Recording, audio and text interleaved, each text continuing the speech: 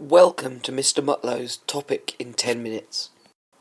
This video is concerned with the Sport in the USA section of the OCR A.S. PE course. This particular subtopic of the course can be split down into two sections. The first is concerned with the nature of US society and how that is a reflection of sport in the United States. This will be the focus of the first section of this video. The first key thing to note about sport in the USA is that it reflects the capitalist nature of the United States economy. In simple terms, this means that big business and private enterprise are dominant in the United States. Capitalism is an economic system, the opposite of which is communism. In a communist system, all profits are shared equally amongst all people in the nation, whereas in a capitalist society, those who work hard and succeed are allowed to keep the fruits of their labour, whilst those who do not work so hard miss out.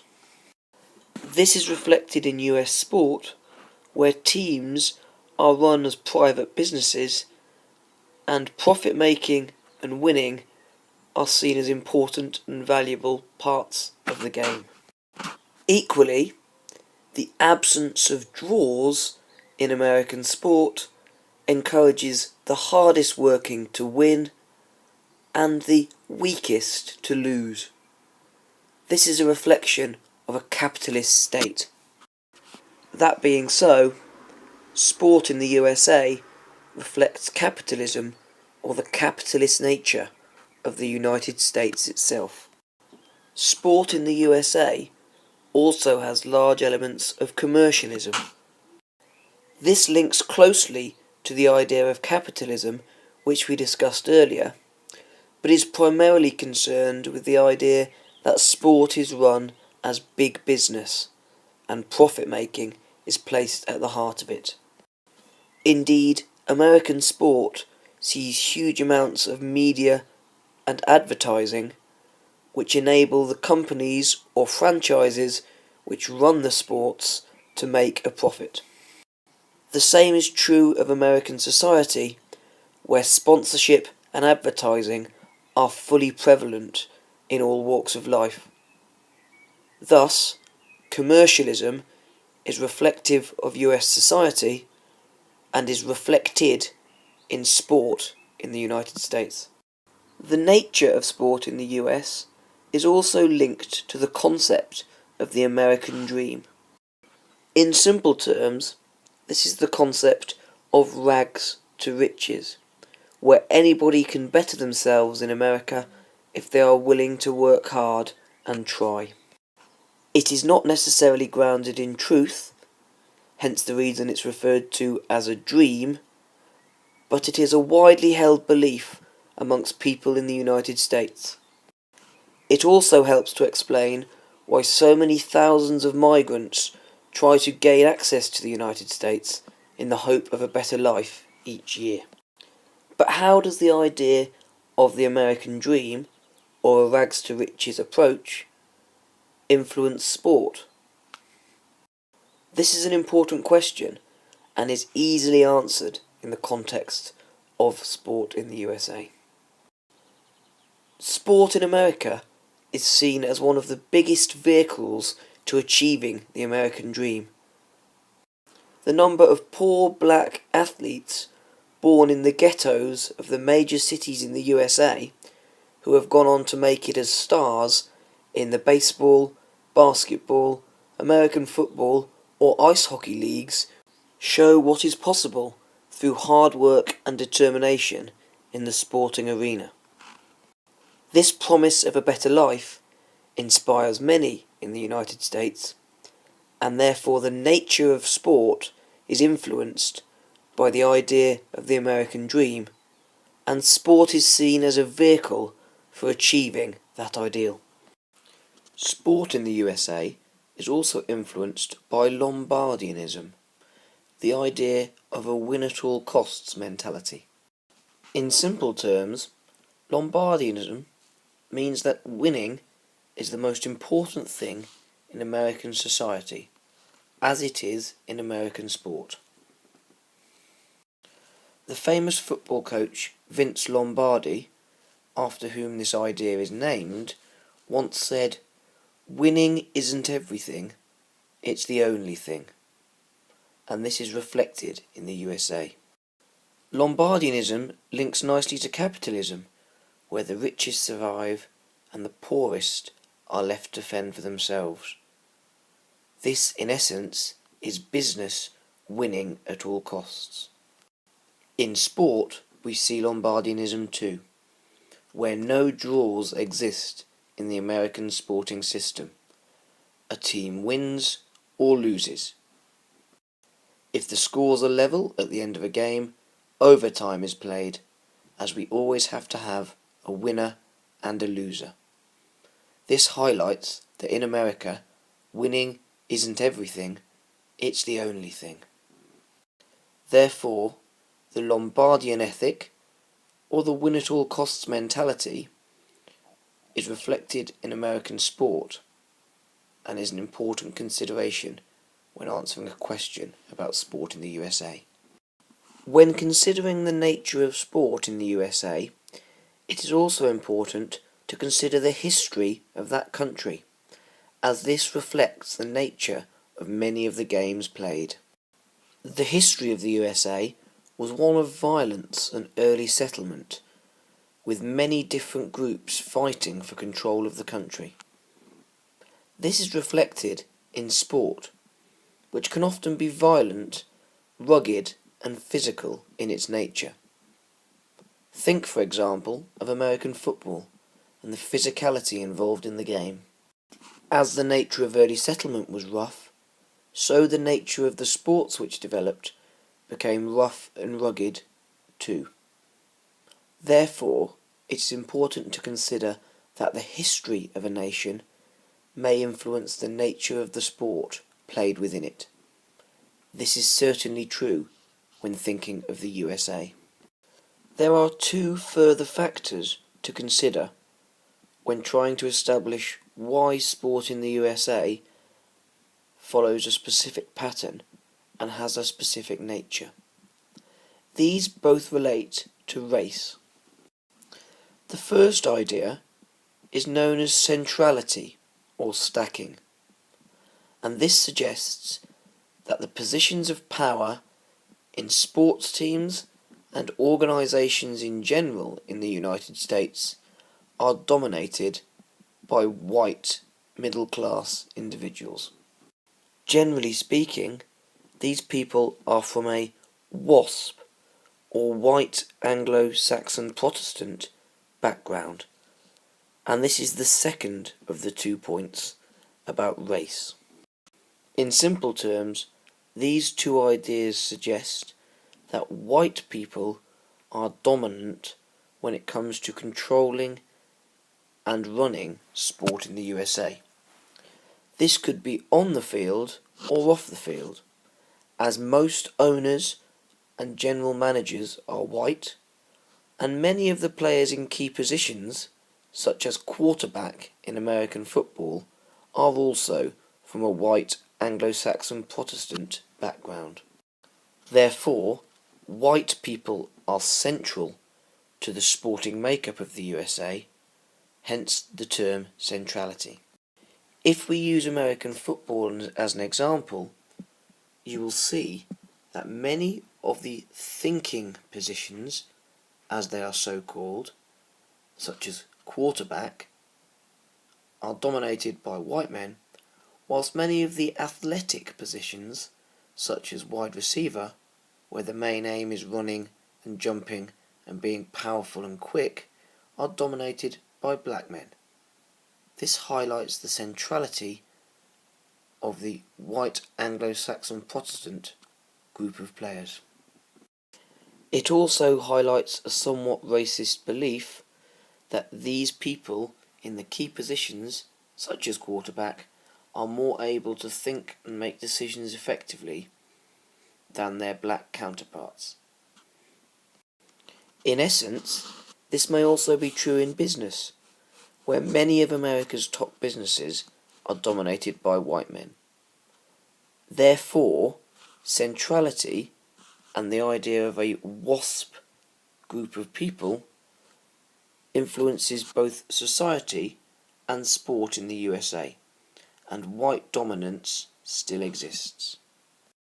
If you were asked an exam question on the nature of sport in the USA and how it is a reflection on US society, these 7 points would be more than enough to score you 5 marks on such a question. We will now turn our attentions to the game of American football itself. When considering the game of American football, there are 2 key areas which need attention. The first is the violence associated with the game, and this is what we shall pay attention to for the first part of this section. It is important for us to consider why this game, sometimes known as gridiron, is violent, physical, and rough in many senses. How is this a reflection of society? Why is this popular? And what things about it make it violent in nature?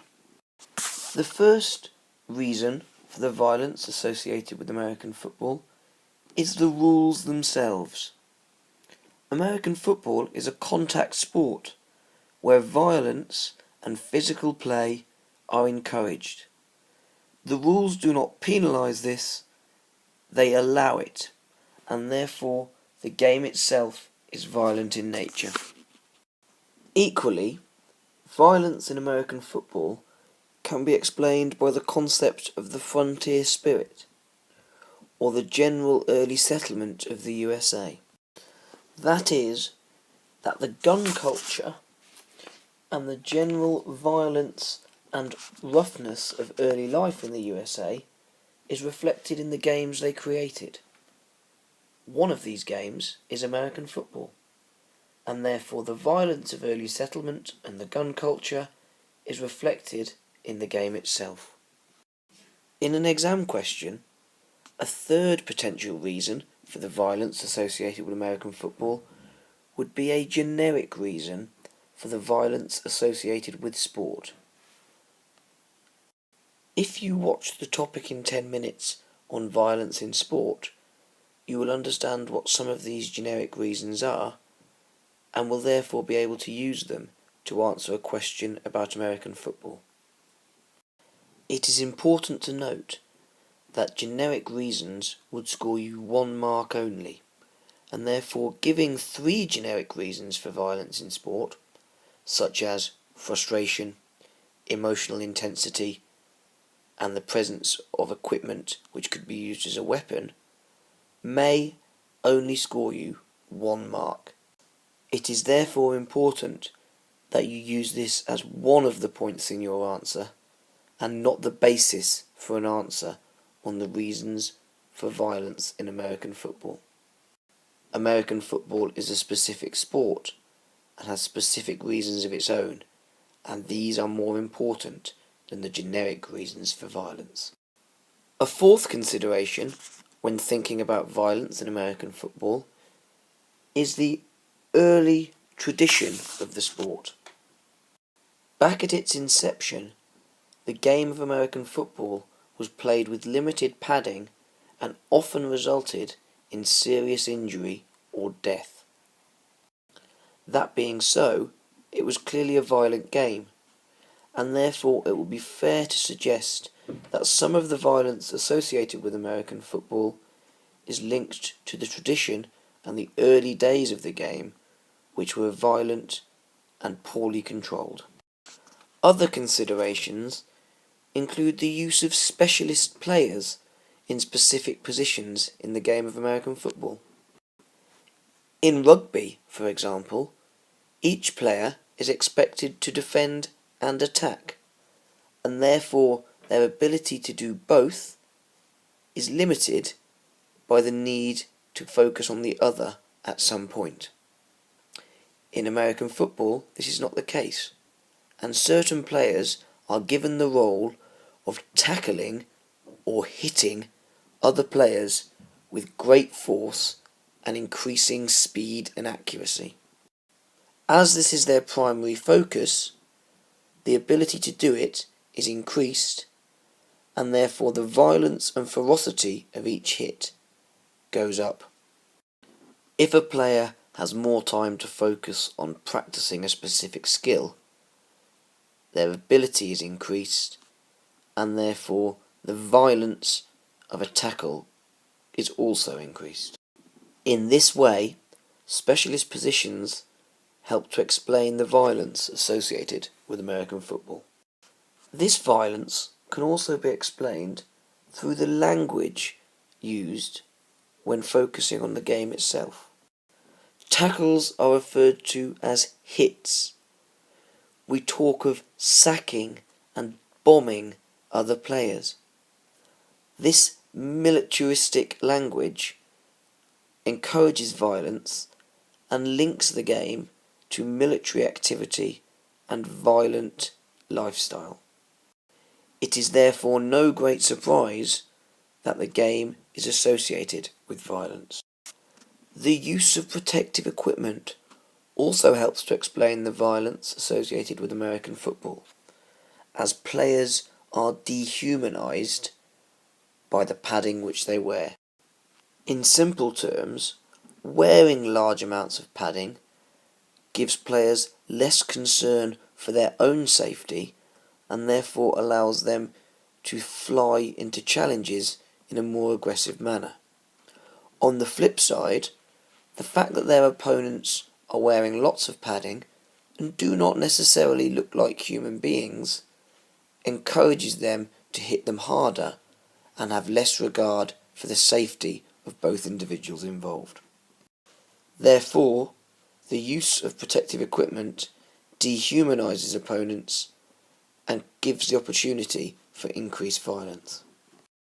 Another reason for the increased violence associated with the game of American football is the Lombardian ethic and the importance of winning in the game and in society in general. When the stakes are so high, increased deviance occurs and people are more prepared to break the rules in order to achieve success. One method of breaking the rules and displaying deviance is through violence, and therefore, when the stakes are so high, the chances of violence are increased. The final reason for violence associated with American football is the crowd influence. As it is a major commercial event, American football attracts huge crowds, and these crowds wish to see sensational and entertaining spectacles. In many cases, this involves violence. Use yourself as an example. Would you rather go and watch a game of rugby or football where there is the potential for violence and physical contact, or a game of chess where there is little or no interaction between the players? Your answer to that question may help to explain why the crowd expect and want to see an entertaining spectacle, and therefore why violence may be present in American football. That helps to explain reasons why violence is associated with gridiron or American football. I will now turn my attention to commercialism and the game. The game of American football is associated with commercialism for a number of reasons. It is important that you can explain these in a 5-mark exam question. The first reason is that American football teams are run as franchises. In simple terms, this means that sports teams are run as businesses and not necessarily sports teams. Whilst that may sound confusing, it simply means that the team itself is only one part of a larger business. This business may also include merchandising, food, advertising, or other sports teams which make up a greater foundation, federation, or franchise. An example would be the link between the Boston Red Sox and Liverpool Football Club, both of which form part of the Fenway Sports enterprise run by John Henry. Each sports team is a part of that enterprise, as are the merchandise sales, food links, stadia, and other things associated with both brands. Therefore, the fact that sports teams in American football are run as franchises helps to explain the commercialism associated with the game. Equally, the fact that the sports teams or franchises are run as big businesses helps to explain the commercialism associated with American football. The game is not about sport, it is about profit making and business.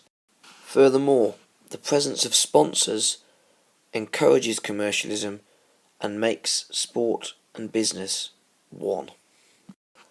The same is true of television. The presence of TV and the spectacle which is American football links together to form a commercial product which allows businesses to make money through sponsorship, TV companies to make money through viewing figures, and American football franchises to make money through TV rights deals. Therefore, the presence of TV helps to explain the commercialism associated with American football. The final key factor when considering the commercialism associated with American football is the Super Bowl, the game's showpiece event. This event is the second largest food consumption day in America, behind Thanksgiving, and one of the biggest commercial events in the world. 30-second adverts are sold for millions of dollars, and the opportunity to perform or be seen at the Super Bowl is much coveted by many people. Therefore, it reflects the commercialism associated with the game. If you are able to use these points, you can answer a question on the commercialism associated with American football. That concludes the topic in 10 minutes for sport in the USA.